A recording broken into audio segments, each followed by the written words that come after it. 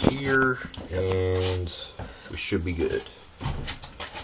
Hey everyone. How you doing? This is Justin Eddy back again. This time we're talking about 10 Cloverfield Lane, a movie that came out in March that we did see, but we got to it took a while for us to actually get into this review because of some other things. Yep. Now, a little back history. For those of you who don't know, this movie is a sort of, but not really, sort of continue.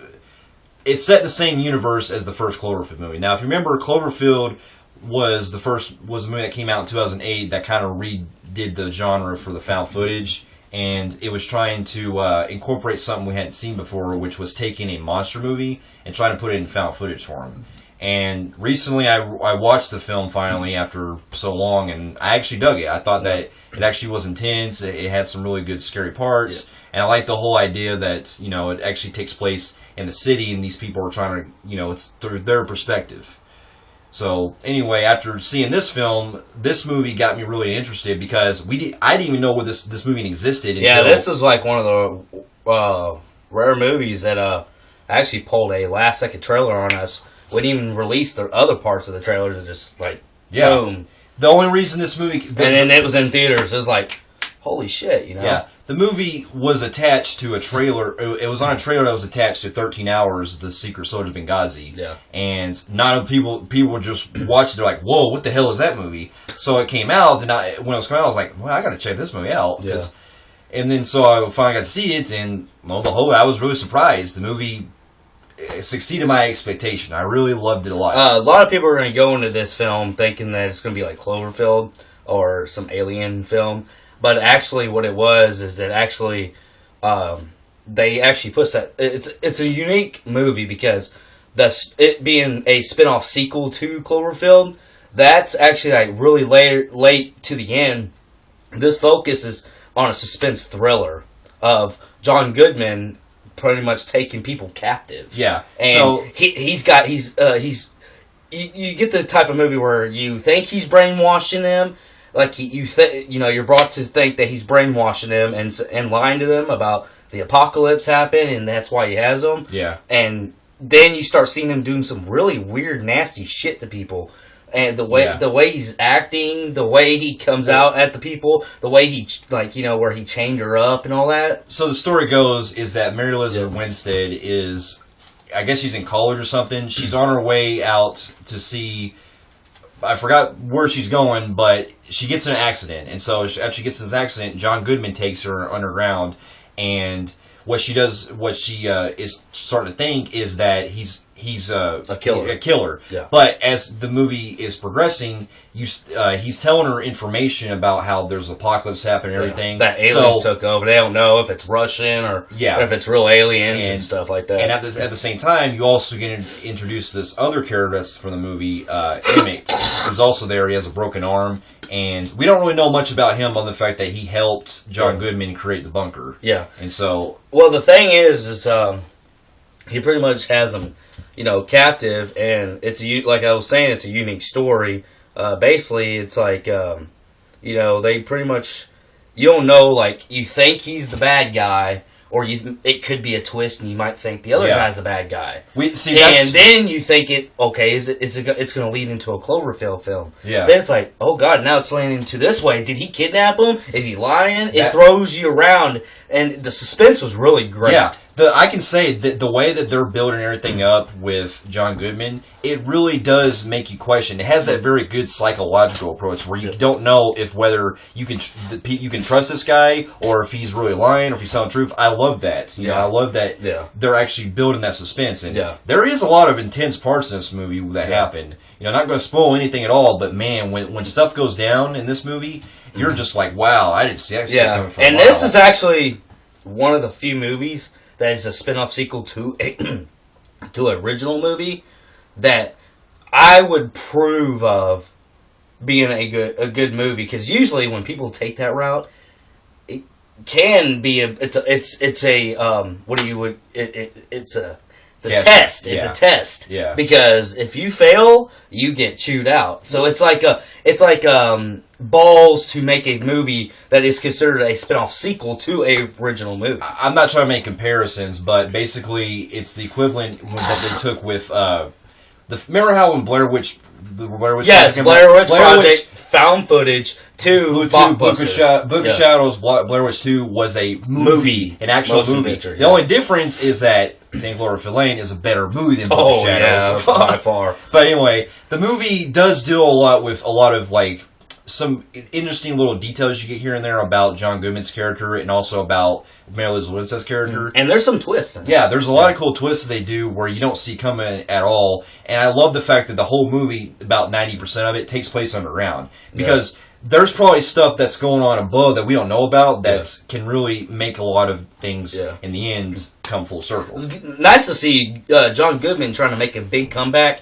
He's played in roles here and there throughout the years, but you could see that he's actually going to make a big comeback. Yeah. And we're possibly going to be seeing him in blockbuster movies. Yeah. Like big shit. Like, you know, I can tell by the way he's in this film that he's trying to make a huge comeback. We're going to start seeing him more. And I'm anxious, to see what he will do. Him playing this type role was a really big difference. You know, I always see him as Roseanne's husband. Yeah. And he's known for doing a lot of comedies. Yeah. So he's really not, and then some cool drama stuff, like the bowling movie, Big Lebowski. Big Lebowski and stuff like that, which is a comedy drama or crime, whatever you want to call it. But yeah, it was nice to actually see him play like a thriller horror type movie. Yeah, and he really pulled it off. I loved his performance, but also surprisingly, because I've never been too big fan of her, I also liked Mary Elizabeth Winstead. Yeah. I thought that she usually takes CGI, overpowered CGI, overdone CGI, shitty roles like she did with that fucking thing. Prequel, remake, whatever you want to call it. It was trash. Yeah. But she did really cool here. I like that she was very conflicted, but you can also get where she's coming from. Yeah. The whole movie takes place in her point of view, so everything that she's seeing is from what she sees. Yeah, so anyways, but going to that, my cons. The only problem I think I probably would have had is, and this is probably just me, but I can see why they were kind of skeptical about probably doing a Cloverfield thing, because other than probably seeing that they do the tie-in, the movie is pretty much its own movie. Yeah. I'm not going to spoil what happens, but basically this film, you don't even really need to watch Cloverfield. You don't, and that's my problem. Even though I like the film, I know what he did, why he did it, so he can get to the big sprint, the big surprise, or the big, to get in the theaters. Yeah. But overall, really, I gotta say with this film, the only thing that bothered me was, and it's a big bother, is and it would have been good. I think it needed to be a standalone film. It can be really a standalone film, and the fact that it was going to be that until he needed a bigger, thing. You notice he had Cloverfield in the name, so he was like, maybe I can ask and see if it could be a Cloverfield both films film. are produced by J.J. Abrams. So, and then they did that last second change, according what I read. Well, because the original script they had was called The Cellar, and then what they did was, to try to get it bigger in the theaters, they changed some of the things in the script to make it more like an actual... Like Cloverfield. Well, they consider it part of a franchise now. Mm-hmm. So they're hinting at a sequel in the future, so they're going to see how it does. I think that if you were to do what it did, maybe add some more stuff to it, it could have been a standalone, original movie. And because I don't say it's bad, it's not bad. If this was standalone film, this film was really good. The thing is if you're going to go without a Cloverfield and not just have Cloverfield in it, and you were to go to it, see it as a standalone film like The Cellar, I was kind of anxious to see what the next 30 more minutes they could have added to get rid of the Cloverfield stuff and replace it right back to. Yeah. Could you see that as a psychological thriller, as a guy who's brainwashed them and made them look, but then she looks at that one girl in the movie and she sees melting, so she believes it's real, but then she gets on above, then it's really not the apocalypse. And then she realizes that he staged it all. Yeah. That would have been like cool, like a psychological thriller. But I mean, I'm not saying it was, I just feel like if it would have went that route and did just its own standalone movie called The Cellar or something, I thought it would score way more points. Yeah, but overall, I really love the movie a lot. It's definitely one of the best movies I've seen all year.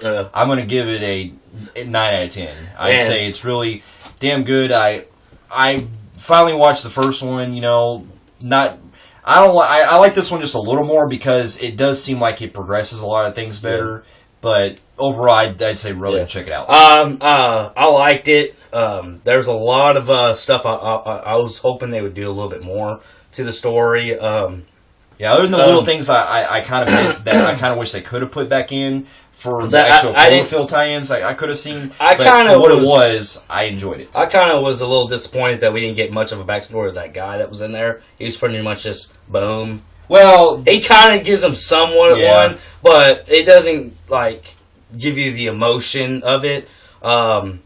So there's some little things like that. I'm not going high like he is. It's just one of those films that I can own, and it's just a plain movie to me. I'm giving it a 7.5 out of 10. Okay, but it's still good. Still good. Yeah, I still like it. 7.5 out of 10 is really good in my score list. How I do it. So. Well, definitely check out 2 Cloverfield Lane, and we'll see you guys later. Later.